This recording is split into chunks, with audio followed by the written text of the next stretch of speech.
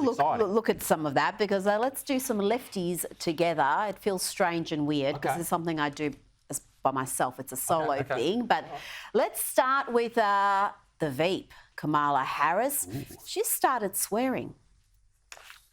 We have to know that sometimes people will open the door for you and leave it open. Sometimes they won't. And then you need to kick that door down.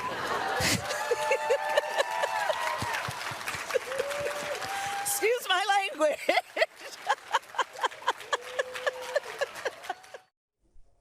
Oh, she's just comedic gold. She gives so much material, but the left in general do, and yet comics are so shy about using that rich material. Yeah. Why is that? I know a lot of comics lean left themselves, but when the left are giving you this craziness, surely it's, if you're interested in being funny, you're going to utilise it. Yeah, being a left-wing comedian is a smart business decision because you're going to end up on, you know, the Channel 10s or wherever you want to be. Yeah. You're going to be on the Melbourne Comedy Festival roadshow. You're going to be on these big platforms and they're going to push you because you play Netflix specials that are awful. There are some very good ones. There's some very bad ones as well. And but also we know that comedy is subjective. We know that people don't want to come and see if they're an older person perhaps or they are left wing themselves. They probably don't want to come and see me, and that's fine. Some people just aren't good people. They aren't funny people, but other people do enjoy that. And I think if there's a nice mix,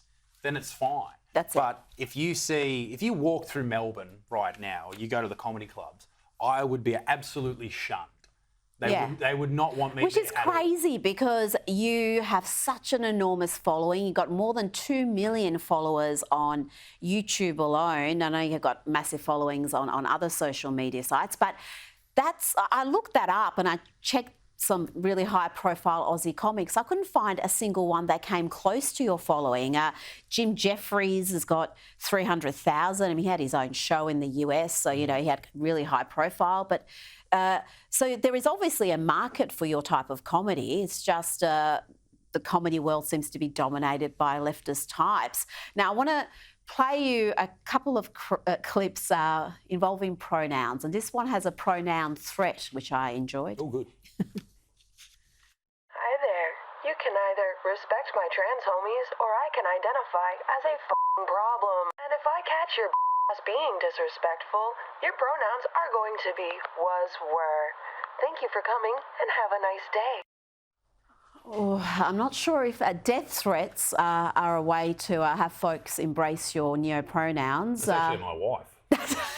Interesting. She's let herself go a little bit. No, she likes to dress up. It's interesting, and this is the thing with TikTok, is you're seeing some of the most insane people of all time having a platform to reach so many different millions. People. These people, 100 years ago would be on the streets, people would walk past them and tiptoe around them and all that type of stuff. But now they have a platform to the masses, and we're seeing it right there. We are, and we do not embrace any sort of acts of violence on this program, except if it's delivered by a cat. Hi, my name is Erin. I use she, her pronouns, and I am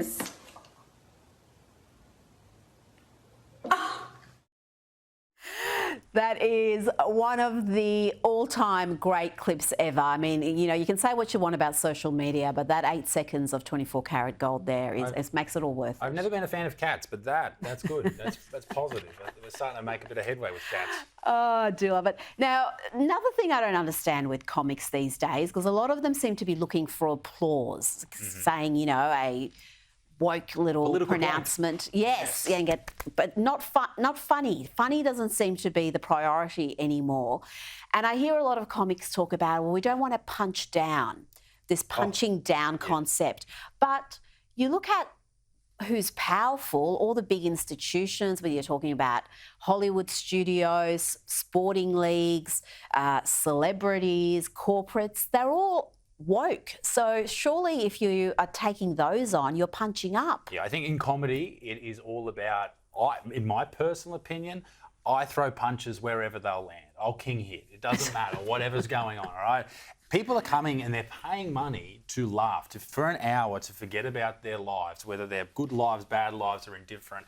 And if you don't give that to them, if they don't spend their entire time belly laughing, their abs walking out, hurting, then you haven't done your job. Yeah.